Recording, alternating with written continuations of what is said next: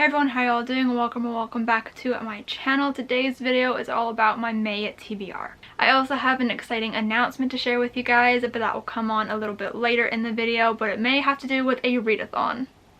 So before we get into the announcement, let's talk about the other books that I want to read in the month of May. So the first one that I really need to read in May, it's gonna be like my top priority at the beginning of the month, is to read Blood Like Magic by Liz L. Sambury. This is an ARC that I received from Simon & Schuster, so thank you so much to them for sending this to me. So I want to read this before release day so I can get out a vlog for you guys. And this book I believe comes out June 15th, so we're getting down to the wire, so I really need to read this one. I don't really know how to describe this book that well. It's like a science fiction fantasy almost, I think, but it does seem like it takes place a little bit in the future. I think in the year 2040 or something like that, so it does take place a little bit in the future. So I really want to give you guys a good description of this book, so I'm just going to quickly rattle off the back to you guys so that you can get an idea of what it is about. After years of waiting for her calling, a trial every witch must pass in order to come into their powers, the one thing Voya Thomas didn't expect was to fail. When Voya's ancestor gives her an unprecedented second chance to complete her calling, she agrees, and then is horrified when her task is to kill her first love. And this time, failure means every Thomas witch will be stripped of their magic. There's a lot more in the description, but this seems like it's going to be so good. Liz L. Sambury is actually an author tuber. I'll link her channel down below. I am obsessed with it. I watch every single video she uploads, so I am so excited to get to this. I think it's going to be really good, and it should definitely be on all of your radars. So look out for a reading vlog of this probably in the beginning of June, but I am so excited for this book, and I'm also so grateful to Simon & Schuster for sending me an advanced copy of it. So the next book, if you guys have been on my channel at all or literally any of my social medias, you'll know just how obsessed with this book I am and that I've already read it. But it is Counting Down with You by Tashi Bhuiyan. This is a young adult contemporary novel, and I already read it. So this is an ARC that I received from Inkyard Press at HarperCollins, so thank you so much to them for sending this to me. I do have a whole reading vlog for this book. I read it back in February, so I'll link that above and down below if you guys want to go check it out if you haven't yet already. But I read this back in February and I absolutely adored it, fell in love. There are a million tabs in here. Literally there's a tab on almost every single page in this book, and on top of that there's multiple tabs on most of those pages. It is just chock full of tabs. I don't even know what to tell you guys. But this book comes out May 4th, so literally in a few days from when this video is going up. I am so excited to have a final copy of this book. I have it pre-ordered, so hopefully it'll be coming at some point during release week, and I'm just so excited to have a final copy. I also know that she changed things from the ARC that I read to the final copy, so I'm very excited to see those changes. And just in general, I've been wanting to reread this book anyways, and so I literally cannot wait. The second that I can, I'm gonna be rereading this book, and I literally am so excited. If you don't know what this book is about, we follow our main character Karina, and her parents are taking a trip to Bangladesh for 28 days and leaving her and her brother at home because they have school that they need to go to. And while her parents are away, she's expecting to have just a chill, calm time at home, a break from her parents almost. But she starts tutoring the resident bad boy of her school, Ace Clyde, and he ends up roping her into a fake dating facade. It is literally such a fun book, and so I can't wait to reread it. I think it's going to be so much fun. It's literally a new favorite book of mine. I literally never stop talking about it, so I'm really excited. If this book was not already on your radar, I hope it is now, and I hope you're excited for it. Like I said, it comes out May 4th, so it literally comes out on Tuesday as this is being uploaded. So I can't wait to reread this book.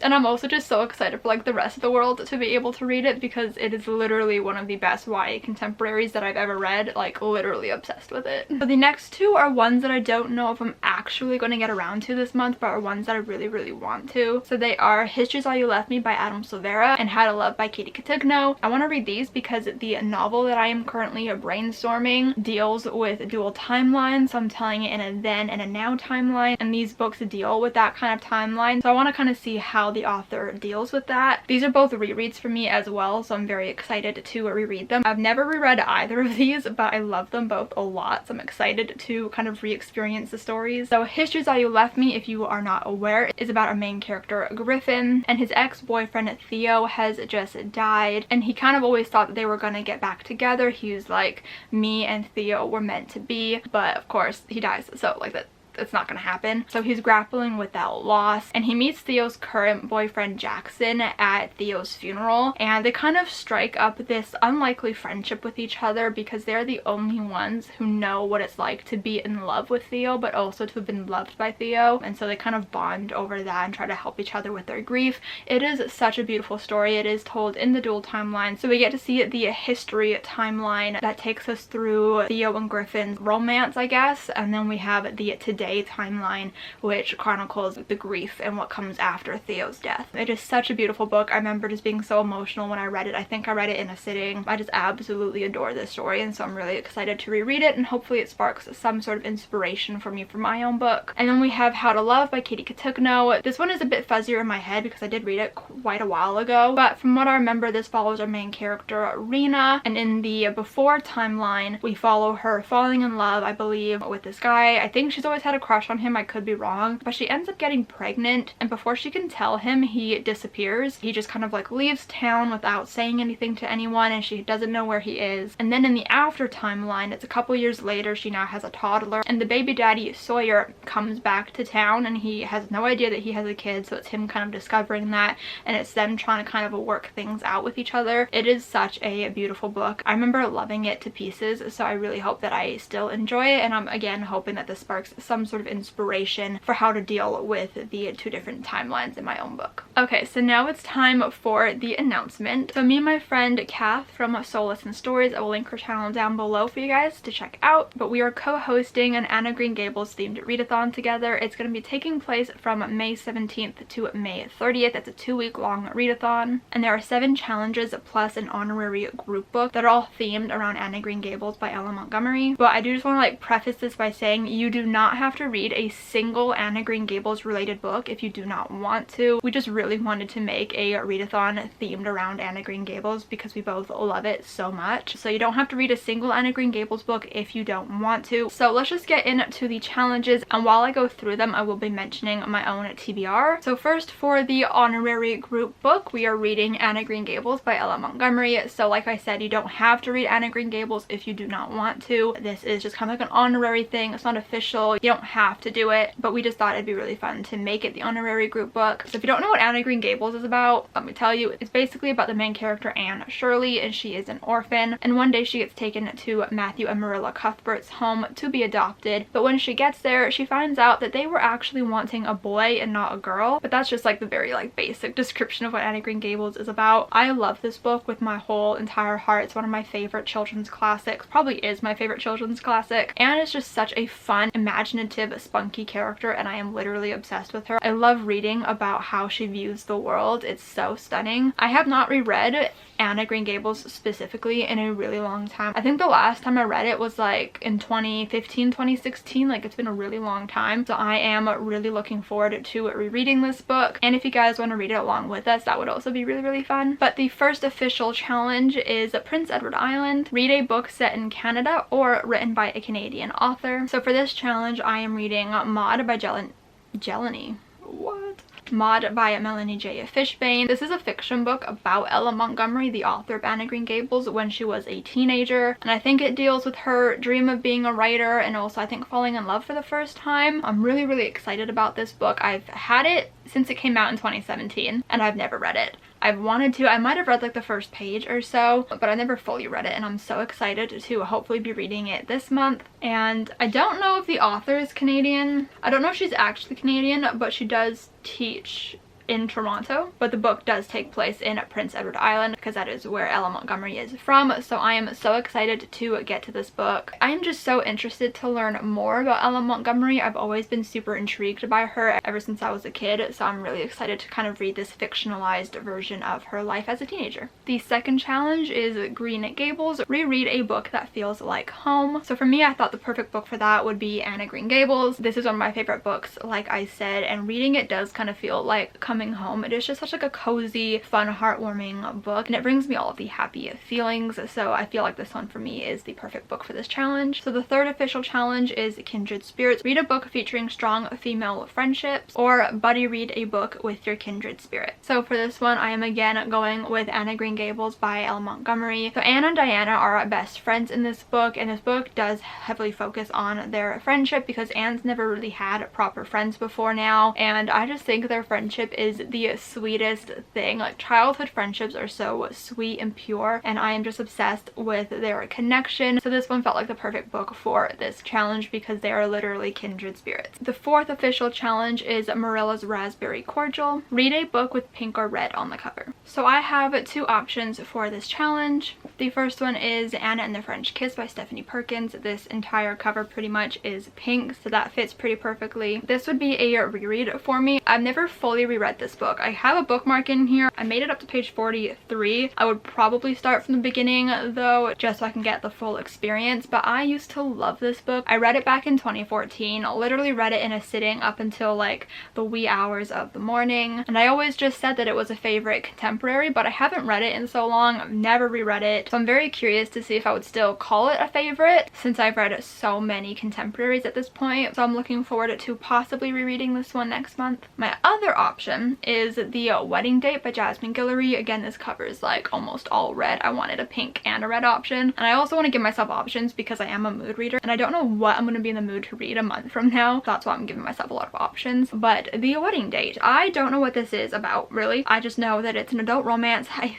think there's like fake dating. So this book is basically about a girl named Alexa who gets stuck in an elevator with this guy named Drew, and he asks her to go to a wedding with him because I guess he just needs a date to a wedding. So I guess they just like kind of pretend to date at a wedding. I don't know, but I love stories like this and I love adult romance, and I figured this could probably be a quick and easy read to read during a readathon. I do read adult romances fairly quickly, so I'm looking forward to this one. So the fifth official challenge is Carrots. Read a book with orange on the cover. So again, I have two options for this one because I don't know what I'm going to be in the mood for. But the first one is Anne of Green Gables themed, and it is Before Green Gables by Budget Wilson. This is the prequel to Anne of Green Gables, but I read this book as a kid after reading the Anne of Green Gables series, and I remember loving it. I believe it just chronicles her entire like journey as an orphan before going to Green Gables. I just remember really enjoying it, and it does have orange on the cover. There is an orange cat, and also Anne's hair is obviously orange, so I feel like it works perfectly.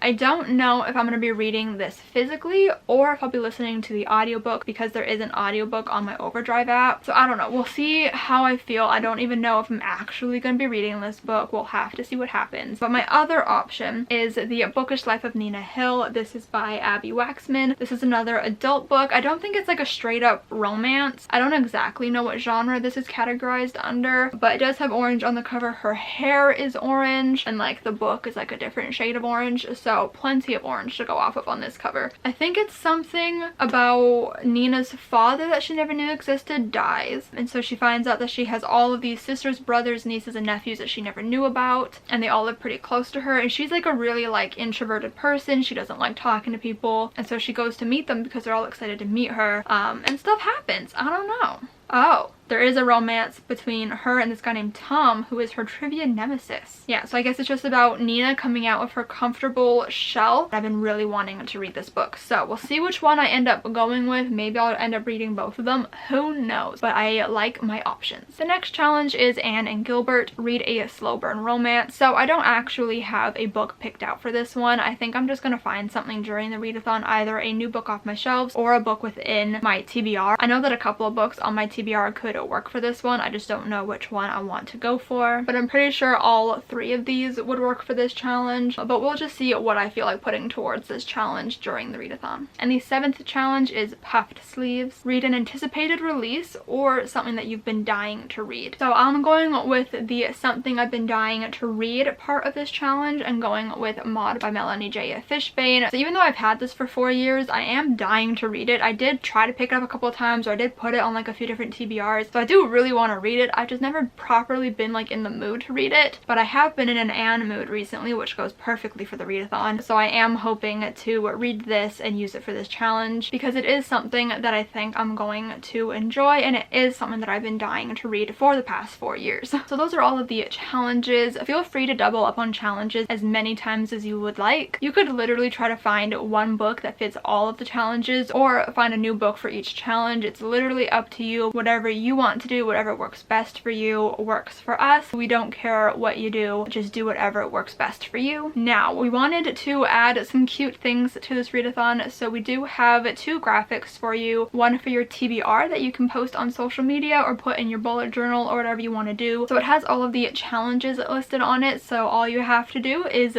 fill it out with the books that you want to read. We also have a books read graphic, so this is one that you can either fill out during the readathon and post it on social media to keep your followers up to date with your progress, or you can wait and just fill it out at the end of the readathon with all of the books that you read for the challenges. It's really up to you how you want to use this one exactly. And then the one that I'm most excited about is we do have a bingo board for the readathon. Bingo boards are like one of my favorite things to do and utilize during the readathon. So this is what our bingo board looks like. I am obsessed with it. All of the graphics were made by my friend Alyssa over at A Quarter Books and Pages. I'm obsessed with her and she did such a beautiful job with these. But this one, again, you can put in your bullet journal, post on social media, and just fill it in whenever you finish each challenge. And just one last thing that I do want to mention, if you do participate in the readathon, please tag us in any post that you make on social media, whether it be a TBR video, reading vlogs, if you're just posting your TBR on your Bookstagram or your Twitter, or if you're just updating your progress on Twitter or Instagram, please tag us in your posts because we would really love to see everything and know that you are participating. All of our social media description will be down below. Mine is always down there, but I will be adding Cath's as well. So I hope you guys are excited for this readathon. I know that we are. I've been wanting to do an Anne of Green Gables themed readathon for a long time, so I'm happy that I'm finally getting around to doing one. I hope you guys enjoyed this video. If you did, give it a huge thumbs up. Comment down below what you plan on reading in the month of May, and if you plan on participating in the readathon, I'd really love to know. Subscribe if you have not yet already, and I will see you guys next time. Bye!